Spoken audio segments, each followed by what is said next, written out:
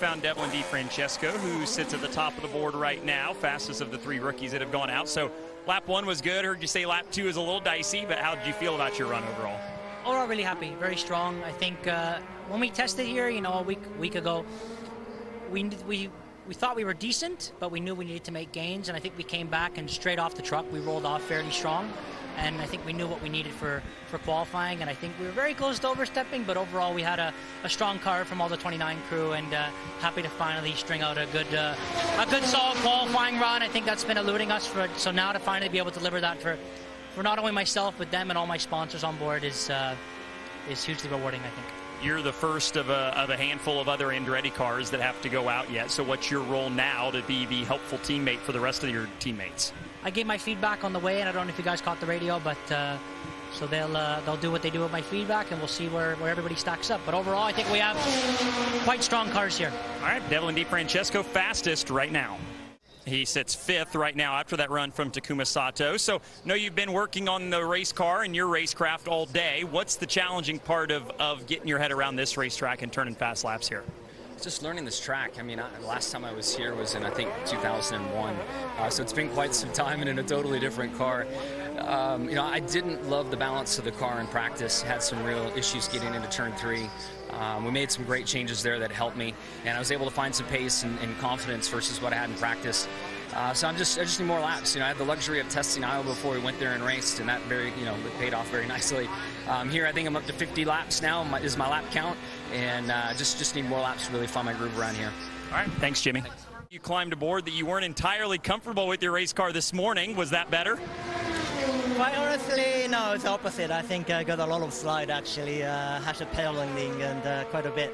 Missed apex turn 1, and then I got a huge oversteer in turn 3. So unfortunately, it was a little bit messy one. All right, well, it's encouraging that you're fast though, right? Despite all that? I tried. I put down quite a bit, but I don't know if that's how much quicker in the end. All right, we'll see if it holds up for Takuma Sato going after his 2nd pole here at Worldwide Technology Raceway. Honda, so how'd you feel about your run? Looks fast. Wow. Yeah, I mean, it was quick, but man, that was definitely on the oversteer end. I had about 5 moments within 3 laps. I went out on the out lap and right into turn 3 and 4, just had a big one, almost spun.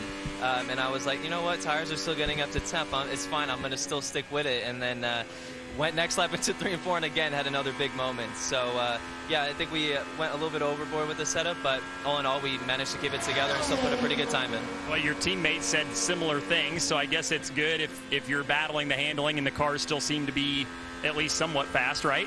Yeah, of course. We tested here last week. We knew we always had a really good car, and we were trying to save some tire sets this morning. So overall, I'm very happy with how they went. All right, David Malukas 3rd right now. Happy to see you qualify for the race, but I want to talk about your extension guaranteeing you're back full-time next year. I'm so excited. We have incredible partners, Auto Nation, Sirius XM, Arctic Wolf, Clopay, Honda, obviously, and so many people, Cleveland Cliffs. When you have this kind of group that work together, we know, sometimes the result is frustration. However, it's a process, and I said many things, and especially the analogy with the dealership that now I own with Jeff Fensky and Roger.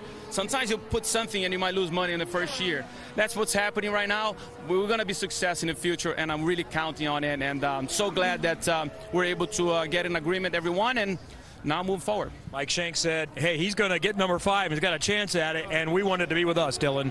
Connor Daly done with his qualifying run. Silver lining, he's already qualified better than he was last year here. But how'd you feel about your qualifying car there? Well, I mean, honestly, this is our first weekend here together as a team with Ed Carpenter Racing. It's kind of weird to think I've been with this team a long time, but this is our first race together here. So one of my favorite tracks, without a doubt. From where we started this first practice session today to where we are now is a huge step forward. So there's a lot of positives there. But yeah, it's going to be a tough battle. The race is going to be challenging, but we've made a huge step forward with our car. To pick up a couple tenths from practice qualifying is big. So it's not where we want it, but if we can start inside the top 15, it certainly gives us a decent chance for tomorrow. Thanks, Connor. And they'll have, of course, another hour practice session later on this evening to try and get their race car a little bit better for tomorrow. So once you check out the front of the suit for Romain Grosjean, different look this weekend, and we both just discussed DHL has won the Indy 500, Napa has won the Indy 500, a good omen. You seem to like qualifying on ovals. It's something. It's pretty intense. I mean, it's 2 laps on your own. You know you can't make a mistake. You know it's your only chance. It's very high speed. It's pushing the car to its limits. So it's all about the confidence level into the car. And the team has done a really good job today. Second right now. Now, he does have a 9 grid spot penalty for an improper engine change, but looking like he might be able to start around mid-pack or so, and that's good, Dylan. Said you maybe underestimated it a little bit. What do you mean by that in your qualifying run? I wasn't quite happy with the car in practice, you know, and then trying to go in one direction, you go straight into qualifying, you don't know what you got. You know, for me, that's been the mental game of the ovals this year, you know. Going into qualifying and just nailing it, I think it's been tough mentally. Obviously, this is the last one, so now I don't have another go for the rest of the year. So, you know, that's why I wanted this weekend to be good, you know, to prove that the progression on ovals are there too. Started off pretty well in Texas in the race, not so much qualifying, but you know, we just got to build on it. Thanks, Chris. So that's the hard part of this, right? You just have to be on the right side of the 10th, and if you're not, you're 3 or 4 positions down. Yeah, and I mean, you know, our lap 1 was garbage. You know, and that killed us. Obviously, you have a half-decent lap 1. You know, you're probably with Malukas, but you're still 4 positions further forward. But having said that, as I just said off camera, like I felt a significant loss of grip compared to the set of tires I ran in practice. So, you know, I'm not sure exactly what it is, but the rotation was a little bit worse. But I also got a big wiggle on the first lap and 3 and 4. So we got to go back and look. I think our race car is okay, but we all know passing here is going to be. You know, we're going to have to get that high line in. Hinch and I talked about that an hour ago via text. That's going to be a bit of a challenge. So, you know, we'll see how it goes. Thanks. Earth is where you're sitting right now. Maybe could have been better. Tell me about that moment. I was standing with Simon Pagenaud. It certainly caught his attention. Yeah, just a little too loose on that second lap. You know, it's such a balance here between having a little bit of understeer in turn 1 and 2 and then having a little bit of oversteer in 3 and 4. And I think maybe I just wasn't on top of it enough with the tools, or maybe we were just a little bit too much front wing, so I'm not too sure what happened, but at least we saved it and we can hold on to 4th. That was nice. It was definitely caught my attention, but yeah, excited for night practice, see what we got for the race, and then get going from there. And this would be a more fair question to ask tonight because I know one's worked really on the race car, but what do you expect in the race? What can you do tomorrow evening? Not that. I don't want to be saving the car all night. So we'll probably have to look at how much we want to give up in 1 and 2 with our understeer and save the rear in 3 and 4. So that's what's so difficult about this place. It's such a balance. These corners are so different banking levels, completely different radiuses, which is part of the excitement of it, you know. So we'll see what actually went wrong in the data, and then we'll kind of correspond with the engineers and see what we need to do to make it better. How much thinking is involved to try to make your way forward? From what I gather, this is not a big tire deg race, so you can't just do that. So how do you make up positions? I think it depends. It's a really interesting one, like we saw last year, right? You get cautions in the right area, then it turns into a 3-stopper, and then everybody's saving massive fuel. And so it really depends. You know, this is a place that the overcut can work and the undercut can work if you're not burned by yellows. So it's a strange one. It's hard for the strategists for sure. And this second groove practice later on, might that entice some more just straight old-fashioned side-by-side racing?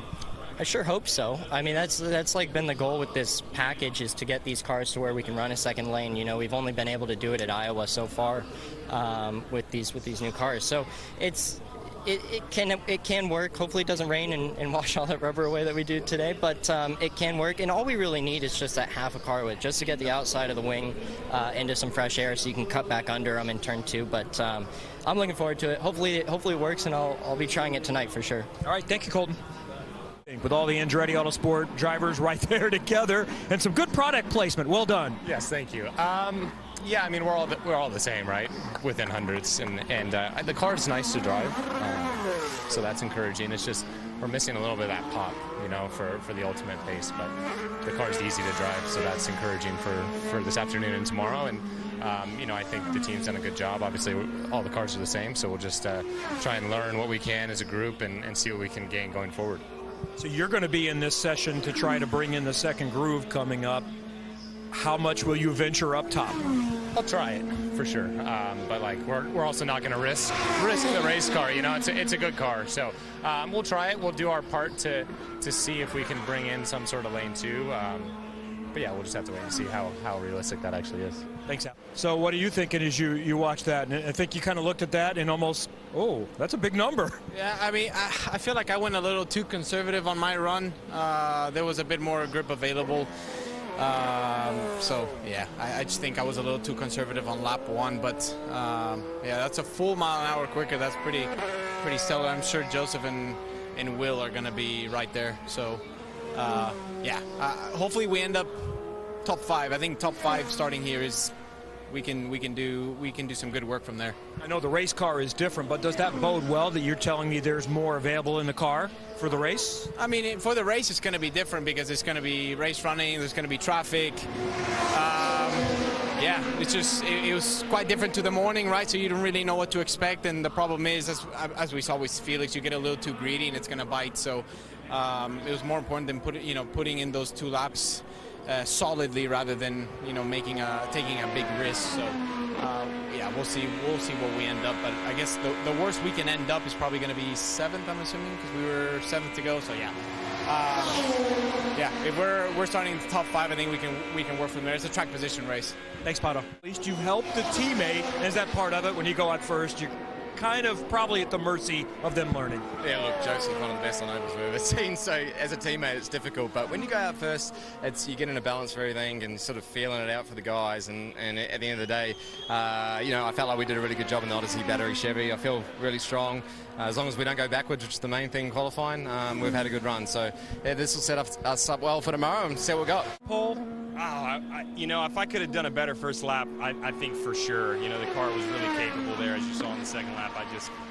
I did not get that first lap good enough. So I wish I could have a redo, but you can't. You got to go out and put your best foot forward when it's time. And, I had a great car. I mean, PPG, Team Chevy, the speed was there. I just wish I could have had a redo. So I'm excited. I think we've got speed here again this weekend, and we just got to try and put that to best of use for tomorrow. Front row with Will Power tomorrow will be Marcus Erickson, which I think, given some of the qualifying results you guys have had the last few races, you'll probably take. How does that change what you guys have to do tomorrow now, starting from up front? Doesn't change a lot. We still need to win the race, but of course I'm very proud of the Brian Tonda number 8 car was really good out there. I think we had a good practice, and then we built on that, and the guys on my crew, they did a really good job tuning the car for this qualifying. So it was really nice to drive, and it's my best qualifying of my IndyCar career. So I'm very proud of that, and we can definitely fight from there. But of course, it's a bit, when you're that close to your first pole, you want it, but we'll try and get them tomorrow. Yeah. So for tomorrow, all the championship contenders are kind of all right there together. So how do you race those guys? How do you guys have talked all year about how you just race your own race, you focus on weekend by weekend. Is that the same approach for tomorrow? Yeah, it's going down the wire now, but I have a ton of respect for all these guys that we're battling the championship against. So it's going to be tough racing, as it should be, and see who's the best tomorrow on race day. But yeah, I'm looking forward to it. I know we have the best of the best on my pit crew there, and then on my pit wall, so I'm really excited about it. All right, Marcus Erickson rolls from 2nd tomorrow. I'm going to let Will celebrate this because this is a special moment. No one has ever recorded more poles in the history of IndyCar racing. One other has had as many. His name is Mario Andretti. I remember you telling me late last season, oh, I don't think I'm going to get there. You're there. You've got number 67. Amazing, and I would never have ever been able to do this without Verizon and Penske. Just I've had such a fantastic career, and they've given me such great opportunity, and I cannot thank them enough. And of course Chevrolet too, because a lot of those poles were with the Chevy engine. Did being the championship leader and being able to learn off your 2 teammates run, did that help you get number 67 today? I think the only thing was to know the lap time to go for. Okay. But I'm still kind of shaking because I tried to go wide open in 3-4 there, and it got halfway around wide open, then it wasn't going to make it. So then I downshifted and kind of floated out towards the wall, but there was nothing left on the table, put it that way. Like the second lap I was loose in 1-2, and then tried to go again as much as I could in 3-4, but oh man, I'm just amazing year so far, and this is a big victory in a way for me to reach the 67 number and equal such a legend of the sport in Mario Andretti. So I just can't believe that I'm right there with Mario, because there's been no one like him. And it's another point added to your championship lead. You were running for championships every year a decade plus ago. Last year, not so much. Did you think you'd have another chance at this point in your career to go for a championship? I did, because we had such potential in a lot of those years, and I worked very hard this year and really good mentally, and I've got such a good group around me this year. I mean, I love the crew that I have. They're a really good, positive group, and they're great guys. So they're as much to do with this championship as I am, more to do with it. Scott McLaughlin's over here telling me to wrap this up, but I've got something for you. So come back over here as you congratulate and celebrate with your teammates. This one, Will, I'll come back. This NTT P1 award is probably going to be pretty special. Will Power, 67 IndyCar poles, equaling the legendary Mario Andretti. Let's not lose sight of the fact he's only 12 out of the championship lead. Make that 13 with Will getting that extra bonus point for the NTT P1 award. So it is a Penske Ganassi front row, all Penske second row, all Ganassi third row. Yeah, and Scott Dixon, king of consistency in a season, king of consistency on the track today. His 2 laps were 2 10,000ths of a second apart. Just incredible. Well done, Takuma Sato. He set the bar for everybody else to chase. He'll start on the 4th row alongside Pato O'Ward. And what about the rookie, Devlin DeFrancesco? That's superb. Top rookie and best qualifying result of his IndyCar career. We go back to row 7, 8, and 9. A few guys standing out there. Great to see Jack Harvey getting a decent qualifying run ahead of his teammate Graham Rahal there. The 2 Meyershank racing cars on the grid there. Jimmy Johnson will start from the 11th row behind a pair of rookies in Lundgaard and Kirkwood, and alongside a rookie in Callum Ilott. And tough to see 2 other Ed Carpenter racing cars back there on the inside of row 12 and 11. And of course, after the spin and not setting a qualifying speed, Felix Rosenqvist from the McLaren team will start shotgun on the field in 26.